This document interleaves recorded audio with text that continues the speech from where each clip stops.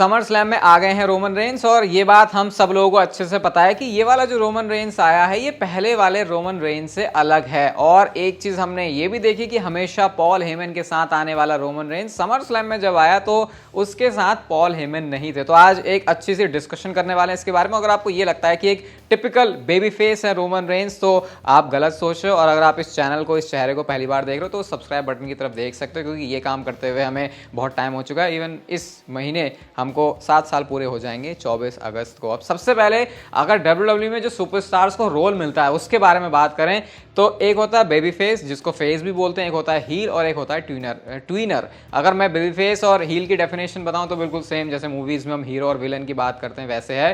Hero हो गया आपका बेबी फेस और विलन हो गया हील। बट जब बात आती है ट्विनर की तो यहाँ पे थोड़ी बहुत कंफ्यूजन है, लेकिन एक सिंपल सी अगर इसको डेफिनेशन इसको मैं देना चाहूँ तो ऐसा बंदा जो कि सेल्फिश है, जिसको खुद अपनी सक्सेस से फर्क पड़ता है और वो ये ज्यादा केयर नहीं करता या फिर इसलिए काम नहीं करता कि लोग उसके ऊपर किस तरीके से रिएक्ट करेंगे। तो उसके बेनिफिट के लिए जो भी चीज होती है वो कर देता है, भले ही उससे कभी बेबी फेस का साथ देना पड़े या फिर हील का साथ देना पड़े, उसे इस बात से ज़्यादा फर्क पड़ता नहीं है। हमने बहुत अपने करियर में ऐसे रैंडी ऑर्टन को देखा है इस कैरेक्टर में, ब्रॉक लेसनर को देखा है। ब्रॉक लेसनर को फिर भी मैं हीलिश वाला ट्विनर बोलूंगा, लेकिन एक टिपिकल ट्विनर वो है सिंपली जो सिर्फ अपने काम से लेना देना रखता है। रोमन रेंस के केस में इस चीज को देखें तो ये बात तो मैं आपको गारंटी करके बता सकता हूँ कि रोमन रेंस अब एक हील सुपरस्टार नहीं है। और ये चीज आपको शायद उनके समर स्लैम की अपीयरेंस से भी देख के समझ में आ गई होगी। उनके जो हाव भाव थे, जो एक हीलिश उनका एक्सप्रेशन रहता था, वो हमने कहीं पर भी नहीं देखा। वो सिंपली जब आए भी तो बहुत ही उनका न्यूट्रल रिएक्शन था। बस सोलो सिकोवा के सामने आके हमने उनको बहुत ज्यादा एनर्जी में देखा। इवन अगर आप नोटिस भी करोगे तो स्पीयर मारने से पहले वो क्राउड से रिएक्शन मांग रहे थे। अब ऐसा रोमन रेंस वैसे भी स्पीयर मारने से पहले करते हैं, लेकिन वो खुद चार्ज होते हैं इसलिए ऐसा करते हैं। बट अगर आप उस पॉइंट पे देखोगे, ये बहुत ही माइनर सी डिटेल है जिसको नोटिस कर सकते हैं फैंस की, वो रिएक्शन की डिमांड कर रहे थे कि चलो भाई, हम मेरा मूवमेंट है, अब यहां पे रिएक्शन चाहिए। और हमेशा एक बेबी फेस सुपरस्टार ही वो होता है जो कि ऐसे रिएक्शन मांगता है, जैसे एलन नाइट के केस में से कह सकते हैं। मांगने का सेंस बिल्कुल ऐसा भी नहीं है कि भाई मुझे रिएक्शन दो, सिंपली उस प्रोसेस का वो पार्ट होता है कि क्राउड उस बेबी फेस के साथ जाए और जो वो एक्टिविटी कर रहा है रिंग में, जो भी परफॉर्म कर रहा है, उसके साथ क्राउड एंगेज कर सके। और यही एक बेबी फेस का काम है। जैसी रोमन रेंस की स्टोरी भी है, अभी हम क्या देख रहे हैं कि वो सीधा सोलो सिकोवा के अगेंस्ट जाने वाले हैं। अपनी पिछली सारी वीडियोस के अंदर मैंने आपको सारी चीजें डिटेल में बताई हैं। तो सोलो सिकोवा और उनकी ब्लड लाइन इस समय बिल्कुल एक हील वाला जो वर्क है वो पूरी ब्लड लाइन करती है, जो सोलो सिकोवा वाली ब्लड लाइन है। अब अगर उसके अगेंस्ट रोमन रेंस जा रहे हैं और अगर हम हील टीम देखें तो ऑब्वियसली फिर वो एक ऑटोमेटिक बेबी फेस में भी टर्न हो जाती है। लेकिन मैं आपको ये बात भी बता देता हूं कि जैसे ट्रिपल एच का टाइम अभी आया है तो वो एक बहुत बड़ा डिफरेंस हो गया कि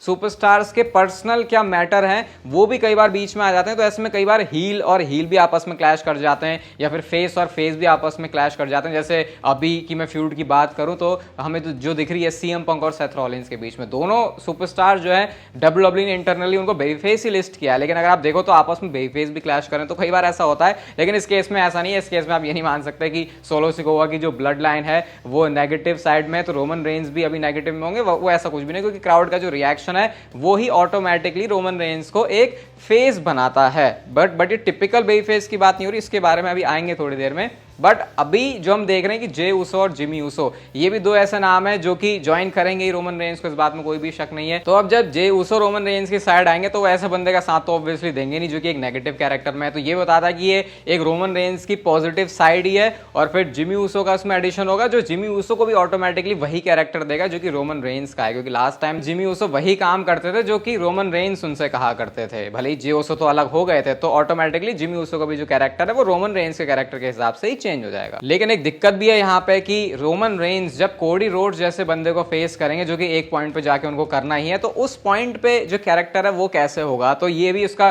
सिंपल सा जो मैंने अभी इसी वीडियो में एग्जांपल दिया, जैसे सीएम पंक और सेथ रॉलिंस को हम देखते हैं जिनको अपने पर्सनल क्या मैटर है वो उसको पहले रखते हैं, ना कि पहले ये कि वो कौन सा कैरेक्टर प्ले कर रहे हैं। तो यहाँ पे ये कुछ सिमिलर ऐसी सिचुएशन होगी जहां पर दो फेसेस क्लैश कर रहे हैं। रोमन रेंस को उस चैंपियनशिप से मतलब है, कोडी रोड्स को उस चैंपियनशिप को डिफेंड करना है, या फिर अगर तब तक चैंपियनशिप ऑन द लाइन वाला सीन नहीं भी है, जो जब भी कभी होने वाला है, तो दोनों सुपरस्टार्स की अपनी क्या पर्सनल कनेक्शन है उस सामने वाले बंदे से वो ज्यादा मैटर करेगा, ना कि ये कि वो कौन से कैरेक्टर में। अगर थोड़ा ज्यादा ही कान लगा के WWE सुनते भी हो तो आपने रोमन रेंस के रिटर्न पर भी एक चीज सुनी होगी जो कि माइकल कोल ने बोली थी, और वो कहते हैं the revival of Roman empire. और लास्ट टाइम रोमन एम्पायर, ये एम्पायर वाला वर्ड जब हमने कभी रोमन रेंस के साथ जुड़ते हुए देखा था तो ये रोमन रेंस का 2020 में रिटर्न करने से पहले वाला कैरेक्टर था, जब उनको एज बेबी फेस बहुत ज्यादा पुश किया जाता था। और इससे पहले आपने कभी रोमन रेंस के ट्राइबल चीफ वाले गिमिक में जब वो हील वाला काम कर रहे थे, कभी भी माइकल कोल को ऐसा बोलते हुए सुना नहीं होगा। आपने शुरुआत में सुना होगा उनको बिग डॉग बोलते थे, लेकिन जब कैरेक्टर की लेयर्स खुली तो उसके बाद बिग डॉग वाला भी जो नेम है वो पूरी तरीके से ड्रॉप हो गया था। तो अगर उस रोमन एम्पायर वाले वर्ड का दोबारा से यूज कर रहे हैं तो वो भी एक क्लियर साइन है कि कैरेक्टर तो चेंज है। कॉम्प्लिकेशन यहाँ पे थोड़ी सी तब भी बढ़ जाती है जब बेबी फेसेस में भी थोड़ी वैरायटी आ जाती है। जैसे अगर मैं इसको अपनी भाषा में बोलूं तो मैं बोलूंगा एक लप्पू बेबी फेस और एक स्मार्ट बेबी फेस। अगर रोस्टर में अभी मैं देखूं तो कोडी रोड्स को मैं लप्पू बेबी फेस बोलूंगा, और वो इस वजह से क्योंकि वो स्मार्ट नहीं है। वो कई बार ऐसे डम डिसीजन लेते हैं कि भाई मैं लड़ूंगा, मैं आगे आऊंगा, मेरे को सब कुछ करना है। जैसे उन्होंने ब्लड लाइन रूल्स वाले मैच को एक्सेप्ट कर लिया था। अब कोई अगर स्मार्ट बेबी फेस होगा तो वो कभी भी ऐसा नहीं करेगा। वो क्या करेगा, वो बोलेगा भाई ऐसे मैच में मुझे स्टिपुलेशन नीचे, भले उसको कितना ही उकसा दिया जाए वो ऐसा काम नहीं करेगा। बट अगर मैं आपको स्मार्ट बेबी फेस की डेफिनेशन दूं तो आप इसे डेमन प्रीस्ट बोल सकते हो, क्योंकि अब वो बेबी फेस ही हैं जब से वो टाइटल हारे हैं। अगर आप उनको देखोगे जब वो टाइटल हारे उससे ठीक पहले जब फिन बैलर ने वो लेग रख दिया था गुंथर का जिसकी वजह से रोप ब्रेक हुआ था, तो उसको रिप्ले में जाके देखा था डेमन प्रीस्ट ने। अब मुझे ये बताओ क्या कोडी रोड्स कभी ऐसा करेंगे? तो फिर आप सोचोगे यार लप्पू बेबी फेस का फायदा ही क्या है? तो उसका फायदा ये है कि सबसे ज्यादा सिंपैथी उसी को मिलती है। WWE को वो सिंपैथी वाला कार्ड कभी भी खेलना हो तो एक लप्पू बेबी फेस से बेटर उसको कोई प्ले नहीं कर सकता। बट रिपोर्ट्स अभी हमको ये पता चली है रोमन रेंस के बारे में कि वो इंटरनली एक बेबी फेस सुपरस्टार की तरह ही लिस्ट है। लेकिन मैं इसको एक टिपिकल बेबी फेस की तरह नहीं बोलूंगा। इसको अब एक्सप्लेन ऐसे करता हूं कि जैसे पॉल हेमन है, पॉल हेमन रोमन रेंस के साथ नहीं आए तो इससे लगना ये चाहिए यार कि पॉल हेमन वो बंदा है जो कि हमेशा एक हील के साथ काम करने के लिए जाना जाता है। तो अब ये आपस में कैसे जुड़ने वाले हैं? तो यहां पर ना सिर्फ ये रोमन रेंस का टर्न है बल्कि पॉल हेमन भी हमको एक्ट करते हुए दिखाई देंगे जो कि वही काम कर रहे हैं, वही कैरेक्टर प्ले कर रहे हैं जो कि रोमन रेंस का है। इसका मतलब कि कैरेक्टर में चेंज यहां पर पॉल हेमन के भी है। अब ये इंटरेस्टिंग जरूर रहेगा कि पॉल हेमन उस रोल को प्ले कैसे करते हैं। डाउट उसमें कुछ भी नहीं है क्योंकि पॉल हेमन आपको पता है अपने काम को कितने अच्छी तरीके से निभाते हैं। इवन जो हमने ब्लड लाइन की स्टोरी को, रोमन रेंस के ट्राइबल चीफ वाली स्टोरी को इतना इंटरेस्टिंग होते हुए देखा, उसमें पॉल हेमन का ही बड़ा हाथ है। कुल मिला के अगर इसका थोड़ा सा इजी एक्सप्लेनेशन बनाए इतनी सारी बातों के बाद तो कंक्लूजन ये निकलता है कि रोमन रेंस सब एक्ट करेंगे गुड गाय की तरह, लेकिन ये वैसा टिपिकल गुड गाय नहीं होगा जिसके ऊपर कोई भी बंदा जो है चालाकी करके चले जाए, क्योंकि ट्राइबल चीफ का गिमिक इस बारे में रहा है कि उसका अपना एक अलग एटीट्यूड है। तो उस पर्सोना को मेंटेन करते हुए रोमन रेंस एक फेस वाला कैरेक्टर प्ले करेंगे, लेकिन जहां पर बारी आएगी उनके किसी फेस के अगेंस्ट भी जाने की तो रोमन रेंस अपने आप को रोकेंगे नहीं, बल्कि अपने बेटरमेंट के लिए, अपने ब्लड लाइन के बेटरमेंट के लिए,